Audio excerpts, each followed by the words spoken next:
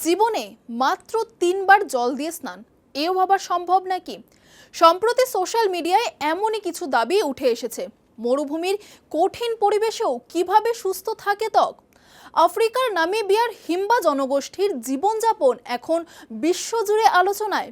জল ছাড়াই বিশেষ মিশ্রণ আর ধোঁয়ার মাধ্যমে পরিষ্কার রাখার অভিনব পদ্ধতি চমকে দিচ্ছে সবাইকে।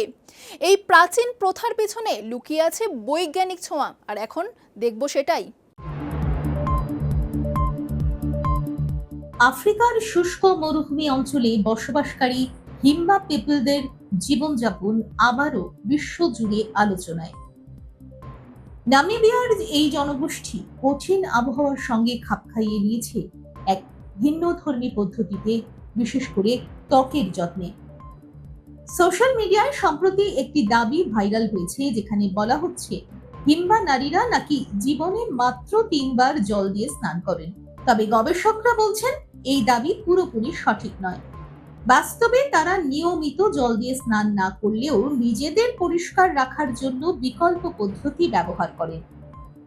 হিম্বা নারীরা প্রতিদিন শরীরে ব্যবহার করেন ওট জিজে নামে একটি বিশেষ মিশ্রণ।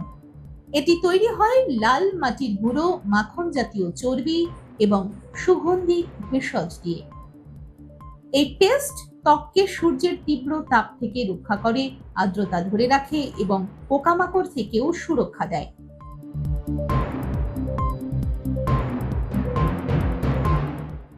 এর পাশাপাশি তারা স্মোক বাথ বা ধোঁয়া দিয়ে পরিষ্কার হওয়ার পদ্ধতি ব্যবহার করেন। এতে সুগন্ধি গাছ বা রজন পুড়িয়ে তার ধোঁয়া শরীর ও চুলে লাগানো হয়। এতে শরীরের দুর্গন্ধ কমে এবং কিছু জীবাণুও নষ্ট হয়। বিশেষজ্ঞদের মতে এই পদ্ধতি সম্পূর্ণভাবে পরিবেশের সঙ্গে মানিয়ে নেওয়া। মরুভূমি অঞ্চলে যেখানে জল অতি মূল্যবান, সেখানে এই ধরনের বিকল্প ব্যবস্থাই তাদের টিকে থাকতে সাহায্য করেছে।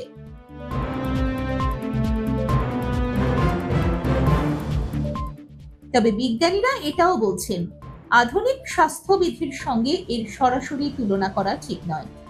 হিম্বাদের এই প্রথা তাদের পরিবেশ ও সংস্কৃতির অংশ, যা বহু বছর ধরে চলে আসছে।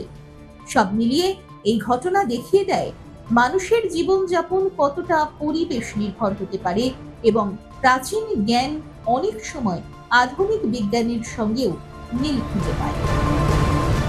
দেখুন এই সময়ের তথ্য ও চিত্র প্রতিদিন রাত 9টায় ও সকাল 8টায় শুধুমাত্র চ্যানেল 1-এ।